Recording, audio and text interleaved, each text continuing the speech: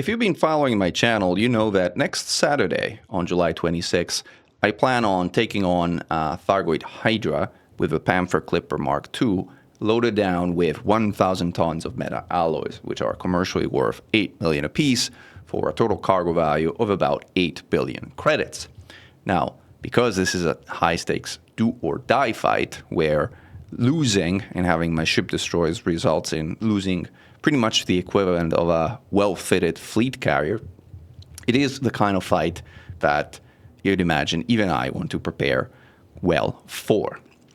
What does preparing well for hard or high-stake fights entail for a somewhat more advanced AX commander? As there's been interest into the thought process that goes into preparing for such a fight, this video is really meant to explain what goes into thinking about how a fight like this is best prepared for. Now, I am a firm believer in the art of war, Sun Tzu philosophy, that successful generals first win and then go to war, whereas defeated generals first go to war and then try to win. These hard battles are first won on paper, then they're won by doing the fight in your head, and only finally they're hopefully successfully completed by actively performing the fight that you've imagined on paper and in your head. And that's where execution comes into play, and execution plays a role. Like, you could imagine the perfect fight, but if you don't actually have the technical skills to meet the requirements of that fight, over cognitive loads proves, and we'll get into what cognitive loads means, or if a cognitive load proves too high, then even a perfectly choreographed fight on paper will result in a loss. So how do I think about hard interceptor fights? Well, the first thing I tend to think about is speed. Speed, because the velocity, the maximum velocity of your ship determines possibly one of the most important things in the fight, which is whether you are able to dictate range or whether you aren't. And as a result, you are at the mercy of pretty much constantly being in range of the interceptor. Now, the speed of a Thargoid Hydra is 450 meters per second, so in order for you to be able to dictate range, the boost speed of your ship needs to be higher than that number. The higher it is, the more easily you will be able to dictate range, although there's diminishing returns over going significantly faster than that. The slower it is, the harder time you're going to have creating separation and managing range and creating distance with the interceptor.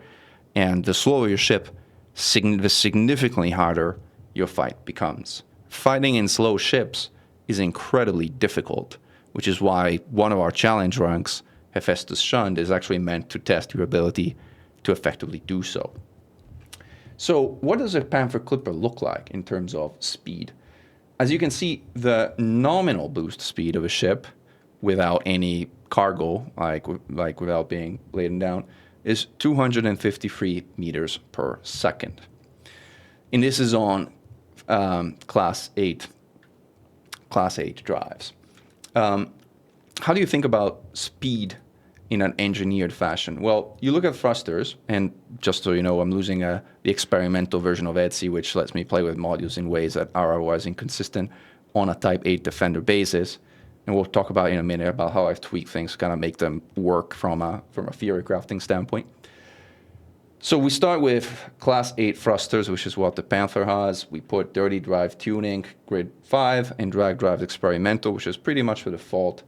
What this tells you is, at a minimum mass of 1,470 tons, you would get an optimal multiplier, a maximum multiplier of 168.9. So if you somehow were magically to get your ship's speed, your ship's mass below that number of 1,470 tons, you would be able to, and you can see in the calculator in the lower right of my screen, I'm kind of doing the math right now, you would be able to take that 253 boost speed and multiply it by 1.689 and get all the way to 427, which is pretty close to the Hydra's speed and which would make the fight somewhat manageable. Now, the problem is that the Panther Clipper's hull itself weighs no less than 1,200 tons. And if you load it down with another 1,000 tons of meta alloy cargo, that's 2,200 tons. If you then add all the core modules and a handful of optional internal modules, you're probably going to be getting closer to 3,000 tons than the minimum hull mass of your thrusters. And if you're operating at 3,000 tons, you're probably closer to the optimal mass of Class 8 thrusters rather than the minimum mass, which means you're probably going to be closer to the optimal multiplier instead of a maximum multiplier. And if that is the case, then your 250 free speed becomes times 1.456, 368. 368 meters per second is what I think my fully laden combat Panther Mark II is going to be able to swing on a boost. And that's really not a lot. This ship is very slow, loaded down that way. 368 tons, let's round it to 370 for the sake of argument, means you're a full 80 meters per second slower than a Hydra on boost. And you're going to be significantly slower on average because you're not always going at full boost speed, which means that the Hydra is going to have a field day keeping on your tail, and you're going to have a hell of a hard time creating separation, and you'll need to be using some pretty advanced techniques to do so, and which gets into how you do a fight in your head. And we'll talk about that in a moment. But knowing this, I know that I'm in for a hard fight where I am, at best, 80 meters per second slower than a Hydra, which means I won't be able to create separation in a significant fashion. And what, again, that tells me is I need to be able to defend myself and keep myself up and running for what is effectively a pretty long fight. Because a Hydra run without speed running techniques, which in this particular case we're not really going to be able to swing, is a 55-minute fight. So this is going to be intense. This is going to be 55 minutes of constantly staying on my toes without being able to create separation from the Thargoid Hydra, and all at the same time while trying to stay alive, repair my models when I take damage, get rid of swarms as fast as possible, and take down hearts as they come. So, hard fight. Hard fight in and of itself, just based on the speed of a ship, given its characteristics and its overall goals. Now, let's get next to hard points. And there's a lot of consideration when it comes to hard points. Like, for one, it's what can the power distributor swing. And the Panther has a Class 7 power distributor, which is the same power distributor of the Crate Mark II and of the Corsair. So don't be fooled by the number of hard points that the Panther has, because in terms of actual damage output, this ship will be primarily limited by its power distributor, not by its hardpoint placement. The hardpoint placement will give you more flexibility, but as far as sustained DPS, this power distributor is really what's going to be the limiting factor. In a Class 7A power distributor, in terms of sustained firepower, works best, in my book, and I know this is a wildly unpopular opinion, but in my book, this works best with 2 medium and 2 small Guardian Gauss cannons, which for this ship, I think work particularly well because you are able to mount all 4 of these on the underside of a ship in what I think is the configuration that's going to have the best weapon convergence of this ship as a whole. So this is what I'm thinking right now, because I'm able to sustain fire of 2 medium and 2 small Gauss cannons while getting reasonably decent weapon convergence at 1,500 meters, which is the range at which you want to fight with Guardian Gauss cannons, assuming you're able to kind of somewhat maintain that range, considering how slow this ship is, but we'll see. It's not the only option, however. You could mount 2 medium here and 2 medium on top, but that would be pretty poor in terms of weapon convergence. It would be overdrawn, which would force you to double sync on at least the occasion, because heat sinks actually create weapon capacitor. People don't know this. This is like a mind-blowing little secret. Heat sinks take 1 instance of 2 megajoule of system capacitor to fire, but they then provide 2 megawatt of weapon capacitor for full 10 seconds. So you need 2 megajoule, and you get 20 megajoule back. 2 megajoule out of sys, 20 megajoule out of into web. So especially if you have a ship with many utilities, and 6 is a decent number for a Panther, you can use heat sinks as an auxiliary weapon power capacitor, if you want, in a pretty effective manner.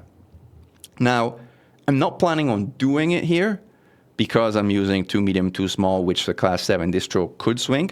However, there are alternative configurations if you want to go for mod shards, or if you want to go with modified Guardian plasma chargers, which are more distributor hungry than Guardian Gauss, which in and of itself is already pretty distributor hungry. Then you can potentially consider double or even triple syncing on the ship.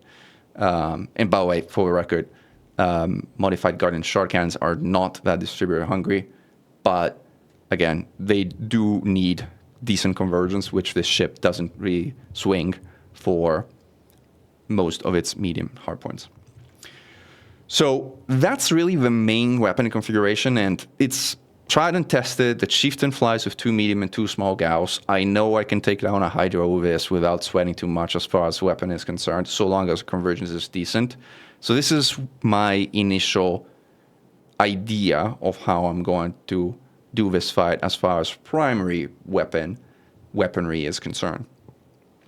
Beyond that, we have 4 medium hardpoints. The Type 10 only has 3, but the Panther is going to have 4. In my thinking here is I don't have a distributor to do much with these, and they have pretty awful convergence among each other in addition to being staggered forward-back. So you know what? I'm going to actually go ahead and put 4 flak cannons in here, which creates a little bit of like also a meme build, because no ship in its normal sort of mindset would fly with 4 Guardian Gauss cannons. All you really need is 1. 2 is already overkill. The idea of using 4 is borderline absurd. However, I would argue not in this build. And that's why I'm calling this build the Swarmbane, by the way, as you can see on this top, because having 4 Guardian Gauss cannons will allow me to absolutely obliterate Hydra swarms, which in a slow ship where you want to obliterate Hydra swarms very quickly is actually highly desirable. And we'll see how well this works in practice, but this can lead also to some spectacular fireworks and to some pretty cool effects. Now, because I can only fit 3 here in the Etsy module fitting, what I have done is I have added a 0A shield booster, which does absolutely nothing, obviously, because this is not a shielded build, but it has a 1.2 megawatt power draw, which is exactly the same of flak cannon, if I remember correctly. Where is the power draw? Power draw, 1.2 megawatt. There you go, exactly the same. So having this shield booster allows me to sort of simulate having that 4th flak cannon, which I would put on priority 2, by the way, just for completeness. And the way I do my power priority is I have essential modules on 1, weapons on 2, repair limpets on 3, AFMU on 4, and frameshift drive and hatch on 5. And except for extraordinary circumstances, I am totally fine with my 5th priority power group shutting down when I deploy my hardpoints, which is the case in this current building configuration, because you don't need your FSD and you don't need your cargo hatch while you're fighting. And if you ever need them, you can store your hardpoints, and with the new pre-engineered SCOs, these things boot in 2 seconds, and so you're off to frameshift space sooner than you're able to kind of start thinking or worrying about it if you ever need to. So these will turn off in this power configuration after we've kitted all these weapons and these internals. The next thing that I go in terms of designing is the power plant. Now, I want the ship to run as cold as possible while also powering all the modules except the 2 that I just mentioned. And the way this works is you definitely go A-rated for the biggest plant you can. That is a no-brainer, so it's going to be an 8A in this case. And then you start with low emissions G5. This obviously doesn't work. As you can see, my AFMU and a bunch of other things get shut off. Then you drop lower grades of low emissions to see like at what point you can, and you keep the monster experimental, we'll get to that in a moment, at what point you can power pretty much everything without them shutting off. And for this particular build, the answer is low emissions grade 3, again with a monstered experimental. Why the monster experimental? Because low emissions grade 3 monstered is actually more energy efficient than if I was to go, for example, a lower grade but thermal spread. A lower grade for thermal spread has 0.23. If I go higher grade with monster, it's 0.22, which is lower. Lower is better. That's why. So this is what, again, my thought process as far as designing the power plant. This will allow me, with everything but the frame shift drive and the cargo hatch powered, to run at a underthrust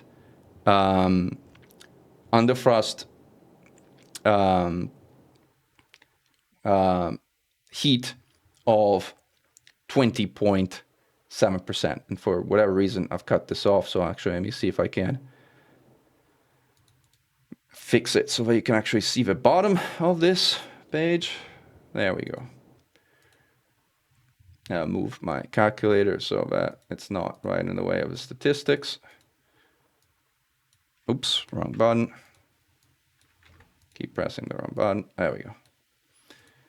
So again, what I was highlighting down below is this number here. The thrust of the ship is 20.7%.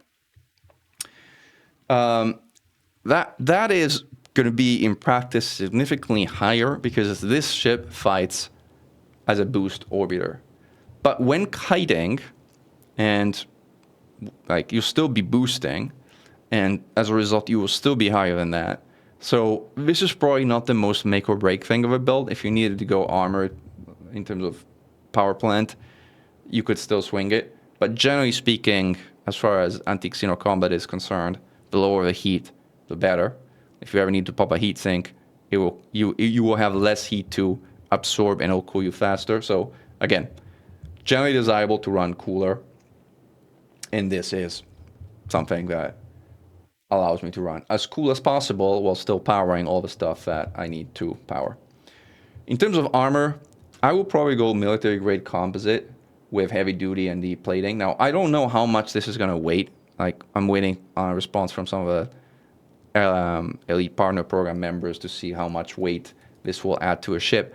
But we are already pretty far from the minimum mass of a ship. So even if it's 400 tons, if you're 3,000 tons or if you're 3,400 tons, it's not going to be that kind of huge of a difference in terms of the speed of a fight.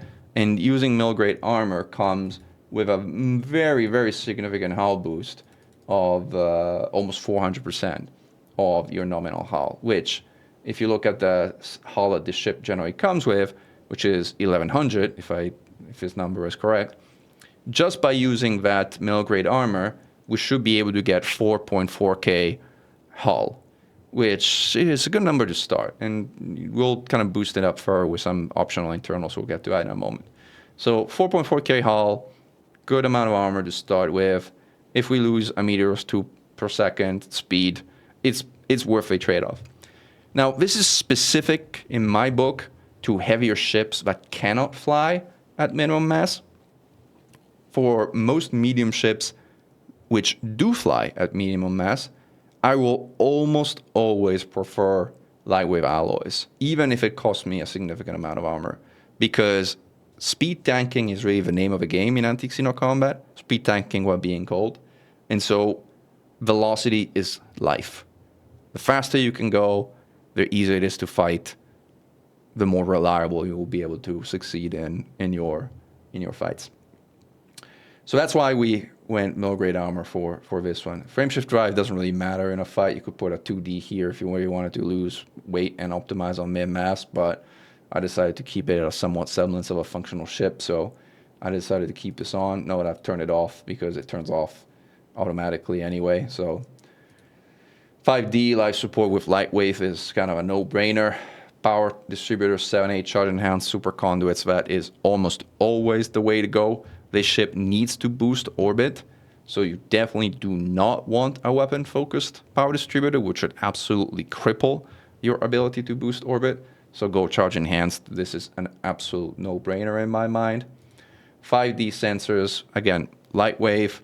On this ship, again, you could go long range. The wave difference is probably not going to matter on an iota in practice, except for a meter or two per second.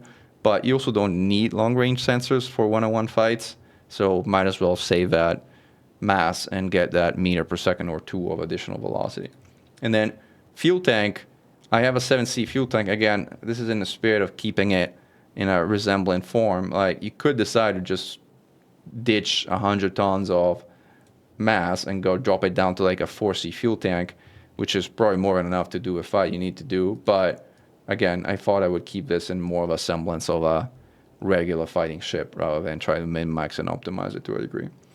But dropping 100 tons is always nice. It would allow you to go a little bit faster and be a little bit more maneuverable, but it's one of those on the margin min-maxing optimization, which I deliberately chose not to do, even though for a one-on-one fight it would be optimal to drop the size of your fuel tank, even not necessarily all the way down to a 2-ton tank, because if you do this, chances are you run out of fuel before you finish the fight, and that would be sad.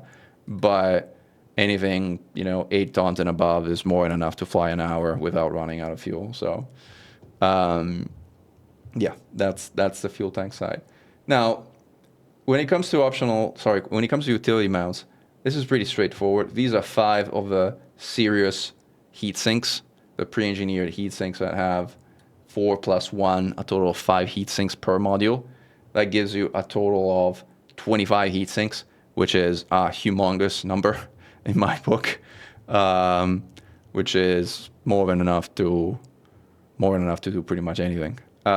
So I also, because I have already so many heat sinks, I take the luxury of mounting an enhanced Xeno scanner, which you don't strictly need for this fight, but it does give you some handy additional information about both shield strength of the interceptor and heart health.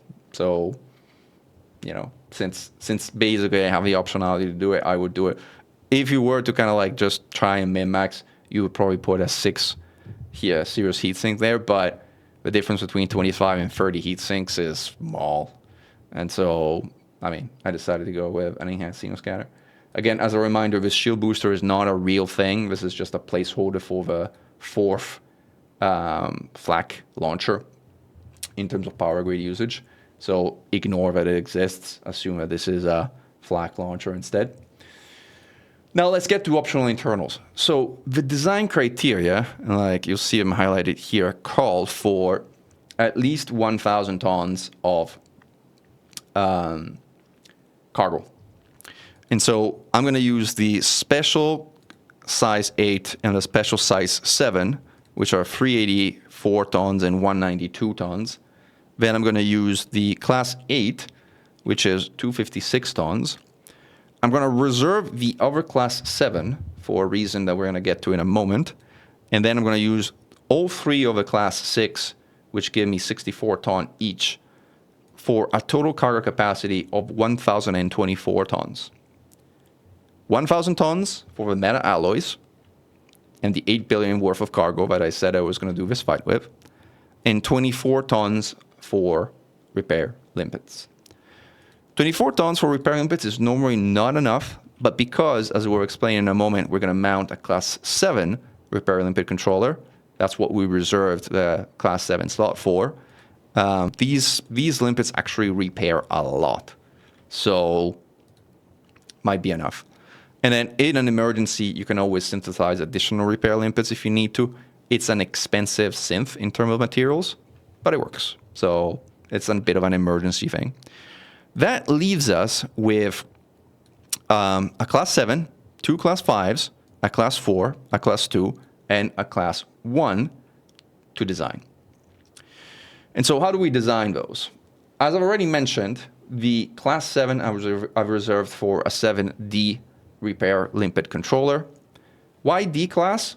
Well, because it repairs exactly the same amount as an A class, and it both weighs a lot less and uses a lot less power. So if you're fighting solo, there's really no reason to use anything other than D-rated repair limpet controllers. The only thing an A-rated repair limpet controller gives you is more range. So if you're repairing someone else, there might be a scenario where you want to go A-rated. But since I'm going to be the only one in this instance, me and the Hydra, that is entirely inapplicable here. So D-rated it is. And then I'm going with the standard configuration of 1 class 5, 1 class 2, and 1 class 1 module reinforcement packages. Now, the largest module reinforcement package takes damage first and acts as a buffer if you want. The smaller ones are really there just to increase the overall module resistance, which with 3 MRPs goes all the way up to, where is it listed? It's listed down here somewhere. MRP, 94%. 94% resistance. Considering the first one is the buffer and it's the one that kind of is going to last the longest, this is pretty much standard for shieldless builds and pretty important for such a chunky big ship that is going to inevitably be taking a hit or two, or many, depending on how the fight goes. So this is important, and I've decided to prioritize this over getting additional hull, because hull you can repair, models you can also repair, but with a single AFMU, repairing models takes freaking forever, and MRPs repair at 10x the rate of other modules. So if you're going to repair modules with your FMU, you definitely want to be repairing MRPs and not a bunch of other random modules, because it's incredibly inefficient to do so. Then we have a slot for an additional hull reinforcement package, which gives me an additional 740 armor on top of the 4.4k that I should get from my mill grade armor, for a total hull of about 5,200 hull, which again is a very nice amount. It's how some of the heavy mediums like the Crate and the Corsair fight, and that's plenty. Even though the ship is much bigger, it's much more likely to take damage as a result, also because it is much slower. It's an amount of buffer that I feel very, very comfortable about and with. I've done Hydra fights with 94 HP, but in much faster ships. In this ship, I'm going to need more than 94 HP. And then we have A-rated AFMU to repair our MRPs and our other modules for the inevitable damage that we're going to be taking. A shieldless ship takes direct module damage, and as a result, you will need to make the occasional repairs, unless you don't get hit at all, but that would be a tall order for a first Hydra fight in this thing. And I've already talked about these two other MRPs. So that's the logic, and this is a pretty standard setup for repair build, considering the fact that I've set aside 1,000 tons of cargo for an 8 billion stake for this particular fight. There's another couple of things I wanted to mention, because these matter in terms of like how you plan the fight.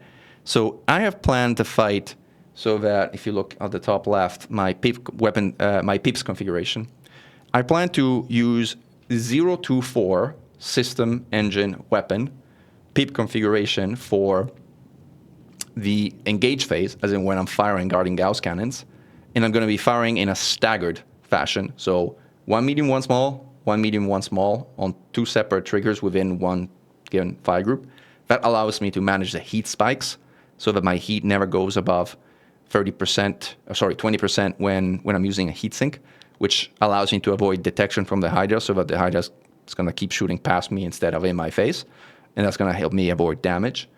So I'm going to use staggered fire on 024. I do need 4 pips in weapon to feed the power distributor to enable me to fire that Gauss without draining the system capacitor.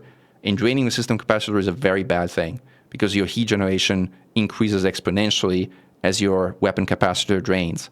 So if you're firing with a half-empty distributor, you're basically generating more than twice the heat than if you're firing with a full capacitor. And you don't want that in anti-extender combat. You want to fire with a full capacitor pretty much all the time to keep your heat low. So 0 to 4 it is. If I could drop my power, my weapon capacitor further, I would, because it would allow me to put more pips in engine, which would make the ship faster and better handling, and I would definitely want to do that. However, even with 2 pips in engine, this ship is capable of effectively perma-boosting, as in boosting on repeat, more or less, without your engine capacitor significantly draining. I'm going to need to be able to do that, but fortunately, I can with 2 pips in engine. So this, I think, again, this is where it gets into you're doing the fight in your head, right? In terms of like imagining it, how you're actually engaging in a boost orbiting and how your distributor is handling vis-a-vis the draw that you're putting on your distro in terms of engine and weapons. So I mean, I'm thinking it through, and I think this works in terms of the engage. What is a bit more interesting is the kite side of a house, which gets to, by the way, one aspect of the weapon configuration, which I deliberately skipped because I wanted to talk about it when I talked about this. In kiting is when you're in the shield phase. You've destroyed a heart, the shield is up, so you can't directly damage the heart. You need to take the swarm down, and then you need to basically whale down the shield with lasers or just wait until it decays before you engage the next heart, rinse and repeat. In that phase, you want mobility. You want to be able to go as fast as you can, try and keep your range, deal with a swarm, while staying as cold as possible. Now, because we had 2 small hard points left, I decided to put 2 turreted beam lasers, and these, by the way, are on top of the ship, on top and on the lateral side of the ship.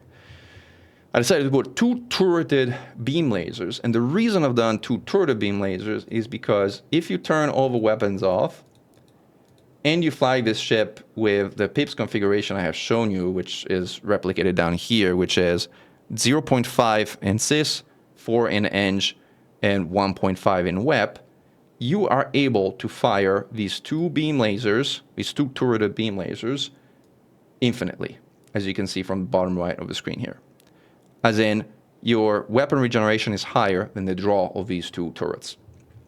I could have used gimbals, but gimbals, first of all, require me to kind of focus on the interceptor and don't work when I'm looking elsewhere, which with such a large ship, which doesn't really pitch or yaw very much, is trickier. And they actually have a much higher distributed draw. 2 turrets, I can swing. So these are the 2 things that I plan are going to keep me cold while I'm kiting, and basically while I'm trying to deal with a swarm, stay alive, and wait until the shield decays to take on the next heart. Now, keep in mind, the interceptor is, as we mentioned and we talked about earlier, 80 meters per second faster than me on boost.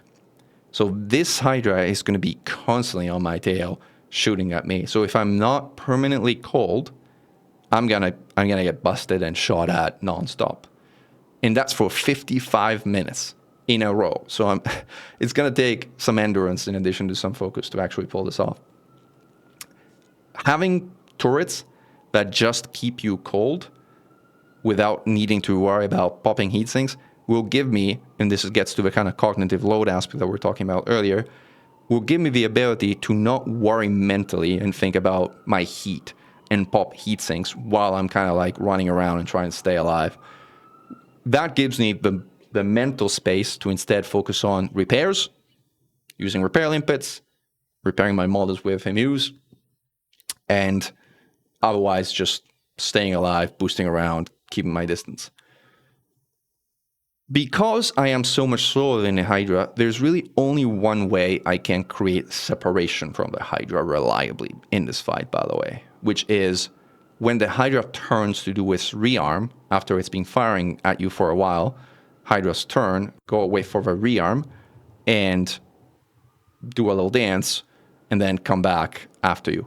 The Hydra rearm is the shortest rearm of all interceptors, but it's also the most frequent. that makes it tricky to fight an interceptor, which kind of frequently goes to rearm because it messes up orbits. But so long as you're able to sort of keep in mind when that's about to happen, you're able to turn your ship in the opposite direction of where the Hydra is flying away and boost in the opposite direction. That is the one time where you're able to basically create a moment where you're flying opposite the direction the Hydra is flying in, and that gives you separation. That gives you the ability to create some breathing room, to create some distance, to use some repairs, to not get constantly shot at, which is what otherwise will happen here. It's also the technique you use during hyperdictions if you ever need to escape from a hyperdiction from, say, a basilisk or another fast interceptor in a slow ship. This is the technique you use to escape hyperdictions. So this is how I'm going to be doing the fight during the kiting phase. I'm going to be relying on my two turreted beams to keep me cold. I'm going to be boosting around, trying to stay alive. I'm going to use my quad flak to delete swarms as quickly as possible, and with 4 flak, they will die very quickly, so that's good. That should be an easy part of this overall scheme of things. And then I'm going to use my perma-boosting ability to keep dancing, keep my velocity up, create separation when I can, use my turrets to keep me cold, and then once shield drop, go in, take down the next heart, rinse, and repeat, all the way through 8 hearts and what is effectively a 55-minute fight, give or take a few minutes. So that's the theory crafting. That's how I thought about it all. That's not the only way you can build a Panther Mark II to deal with a Hydra, and certainly if you don't have to carry 1,000 tons of cargo because you're doing an 8 billion credit stake, you have a lot more room in terms of what you can fit, and you can certainly make it a lot more tanky and a lot more, even more of like a beast, if you will. But even with better optional internal choices, the fundamentals of power grid management, power distro limitations, weapon configuration basically hold. The alternatives I had thought or considered for this fight, and which I might actually test and see how they go in practice before Saturday and before the fight, are 2. One sacrifices 2 of a flak to put 2 modified Guardian plasma charges up top, and uses the 2 bottom large hard points to mount azimuth enhanced multi-cannons, which are gimbaled, creating a little bit of a version of an easy mode Corsair type of build that has been proving so popular. But I'm not so sure about that configuration because 2 azimuth multi-cannons versus Hydra hearts, Hydra hearts are very, very, very tanky. And boost orbiting and gimbal weapons don't really like each other. Like, boost tends to throw off the aim of gimbal weapons quite a bit. So if you're constantly boosting, your weapons won't as reliably hit as if you otherwise were in a stable orbit. So for that reason, I'm inclined to instead go with fixed weapons. And as far as sniping Hydra hearts are concerned, Gauss is still the name of the game. There is no better weapon to snipe Hydra hearts than Guardian Gauss. Exerting Hydra hearts, different story. Plasma's better, mouth shots are better, but once that heart is out, there is no better weapon than Gauss to take them down, in my opinion. It's different in other interceptors that have much weaker hearts, but Hydra hearts are a beast of tankiness. And the sniping ability and armor piercing effect and just raw damage that Guardian Gauss can precisely deliver, I don't think there's any equivalent, really. The final build I had considered is a build that instead uses 4 modified shard cannons, 2 at the bottom center line, and 2 at the sort of central, more sort of like closer to the center of the ship, top hard points. That can work. That's going to have a much easier time exerting Hydra hearts, but again, sniping becomes a problem. As in boost orbit, trying to hit Hydra hearts while boost orbiting a ship that doesn't turn with a ship that is with a weapon that is not hit scan and that actually relies significantly on precision to do a significant amount of hard damage like March shards. I don't know. I'm, again, somewhat more skeptical. If I find that I'm having a really hard time exerting Hydra hearts, then I might consider March shards, but like it's one of the things that like might or might not work better and has pros and cons. Finally, I haven't decided yet if I'm going to use premium ammunition or not. Premium ammunition gives you 30% damage boost, which against Hydras is incredibly beneficial because your weapon damage is actually not that far from a regeneration rate of a Hydra. So if you give it a 30% damage boost, it's not just a 30% damage boost nominal.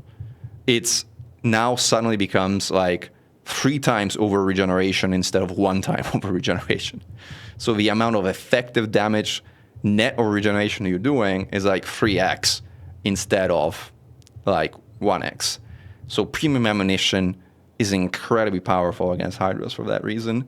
But it's also a bit of a crutch. I know that I can do fights against Hydras with basic ammunition only. I wonder if I want to do an $8 billion stake do or die fight without that crutch or not. But I don't know. You guys tell me in the comments below whether you think I should use premium ammo or not, or whether this build is crazy, or whether you have any other ideas or suggestions. I hope this was helpful. This is the behind the scenes of Panther versus Hydra, the 8 billion credit stake do or die fight that has been planned on live stream coming up on July 26th at noon Pacific, 3 p.m. Eastern, 8 p.m. or 20, as the Europeans say, 2000 hours UK, 2100 hours Central European time. I hope you may have learned something from my ramblings and my download of like reasonably experienced AX commander and how they think about their builds. And I hope that you'll have a chance to tune in and see the fight live for yourself. With that, glory to mankind. Commander Mechan, over and out.